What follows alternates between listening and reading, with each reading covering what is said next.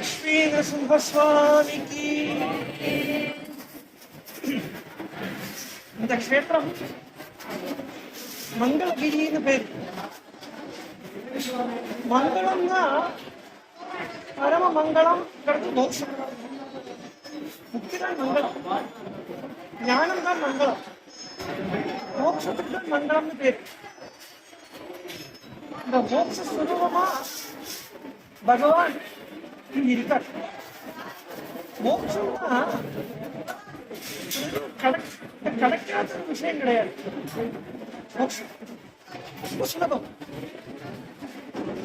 அது எப்படின்னா அதை அனுபவிக்கிறா அந்த மோட்சத்தை கொடுக்க முடியும். யாராவது நம்ம கிட்ட வந்து பைசா கடன் கேட்கலாம், நம்ம கிட்ட பைசா இல்லை, கடன் கொடுக்க முடியும். அதே மாதிரி மோட்சம் யார் அனுபவிக்கிறாரோ அவனுக்கு மோட்சத்தை கொடுக்க முடியும். நம்ம எதை வேணா கொடுப்போம் பகவானுக்கு. பகவான் நமக்கு என்ன தராருன்னா மோட்சம் தரா. பாகவதத்துல சொல்லிட்டு மோட்சம் நிச்சயது என்ன அர்த்தம்னா, மோட்சம்னா என்னன்னா எங்கேயோ செத்து போறதுக்கு அப்புறம் போய் உட்கார்றது அதெல்லாம் இல்லை. இந்த க்ஷணம் சந்தோஷமா இருக்காமா, பிரசன்னதா, எந்த விதமான எதிர்பார்ப்போ எக்ஸ்பெக்டேஷன்ஸோ ஆங்ஸைட்டியோ இல்லாம நிம்மதியா பகவான் கிட்ட லயிச்ச மனசோட இருக்கோமா, அந்த மோட்சம் நம்ம பகவானுக்கு கொடுக்குறோம். பகவான் திருப்பி தரோம். அவனுக்கு ரூபத்துக்கு நம்மோட காமம், குரோதம், லோபம் பகவானுக்கு கொடுக்குறோம். அது பகவான் கிட்ட போனோன்னு காமம் தோஷம், குரோதம் தோஷம், லோபம் தோஷம், மதம் தோஷம், மாத்சரியம் தோஷம், ஹிம்சை தோஷம், இதெல்லாம் பகவான் கிட்ட கொடுத்தோம்னா அது பகவான் கிட்ட இருந்து வரத்த காமம் குணமாகும், குரோதம் குணமாகும், லோகம் குணமாகும். எல்லாமே தோஷம் ஜெகஜனம் எல்லாம் குணமே.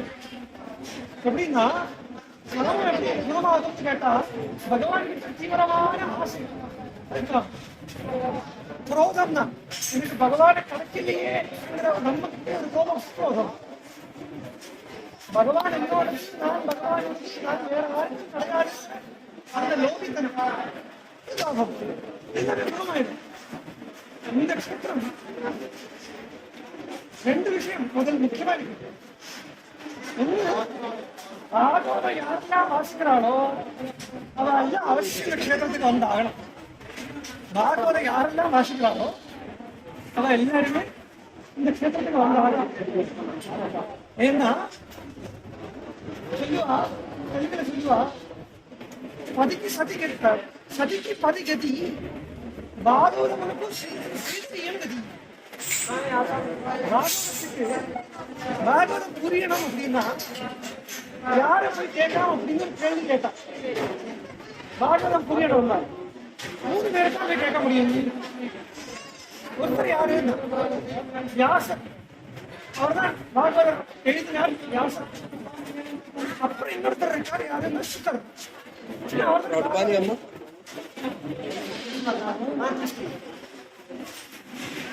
அவர்தான் பாகவதம் சொன்னார், அதனால அவரை கேட்கலாம் தெரியும். பாகவதம் இருக்காரு பரீட்சித்து, அவரை கேட்கவே தோன்றான். ஏன்னா அவருக்கு பரிபூர்ணமா தெரியுதோ தெரியாதோ தெரியலை, பரீட்சித்து கேட்க வேண்டாம். இன்னொரு கழுங்கோ யாருக்காருன்னா ஸ்ரீதர சுவாமி கழுங்கோ. யார் அந்த ஸ்ரீதர சுவாமி? வியாசோ வேத்தி. ஸ்லோகம் எப்படின்னா பாகவதம் வியாசோ வேத்தி, சுகோ வேத்தி, ராஜா வேத்தி பாகவ. ராஜாவுக்கு தெரியுமோ தெரியாதோ தெரியாது, ஆனா ஸ்ரீதர சர்வம் வேத்தி, ஸ்ரீதரனுக்கு எல்லாம் தெரியும். எப்படின்னா ஸ்ரீ நரசிம்ம பிரசாததா, நரசிம்ம பிரசாதத்தால எந்த நரசிம்மம் கேட்டா மங்களகிரி நரசிம்ம பிரசாதம். இந்த நரசிம்மோட பிரசாதத்தால தான் இந்த நரசிம்மோட பிரசாதத்தால தான் ஸ்ரீதர சுவாமி பாகவதத்துக்கு வியாக்கியானம், நிறைய வியாக்கியானம் இருந்துச்சு. ஆனா முதல்ல பூரா பண்ணின வியாக்கியானம் ஸ்ரீதர சுவாமி வியாக்கியானம். அதனால சொல்லுவா சதிக்கு பதி கதி, பாகவதத்துக்கு ஸ்ரீதரியமே கதி. அதுல ஆரம்பிச்ச உடனே ஸ்ரீதர சுவாமி எழுதுறா, அந்த ஸ்லோகத்தை நான் உங்களுக்கு சொன்னேன். வாகீசா எஸ்ய வதனி, யாருடைய வாக்குல வதனம்னா முக்கம்னு அர்த்தம் உண்டு, வதனம்னா வான்னு அர்த்தம் உண்டு.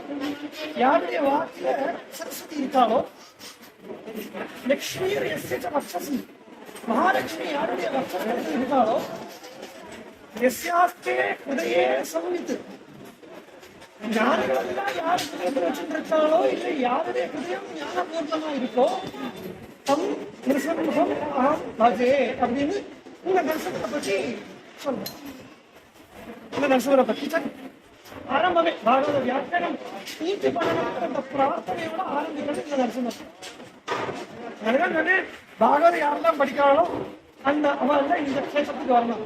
இன்னும் மகிமை இருக்கு. ஜாலரா எடுத்துட்டு யாரெல்லாம் ஹரிநாராயண பாடுறாலும் அவளும் இங்க வரணும். என்ன இந்த பாகவதாளுக்கு உள்ள நரசிம்மர் ஏன் சொல்றேன், சீதா கல்யாணத்துல முத்துக்குத்தல் சம்பிரதாயம் உண்டு. முத்துக்குத்தல் பாடுறப்ப சூரி பாடுவா, சூரி பாடுவா. அதுல ஒரு சரணம், పట్టాభిరామ స్వరూపుడు పరమాత్ముడు సుప్రదీపమును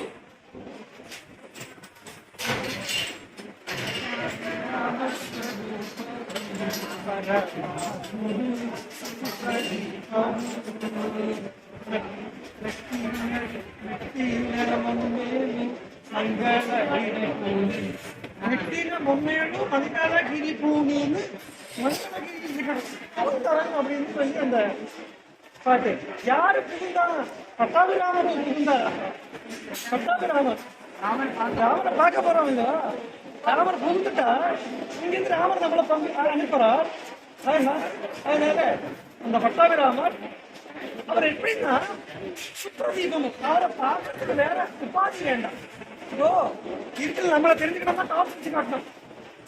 அவர் தெரிஞ்சுக்கிற டாப்ஸ் தான் வேண்டாம், அவரே ஸ்வயம் பிரகாஷ் ஜோதி.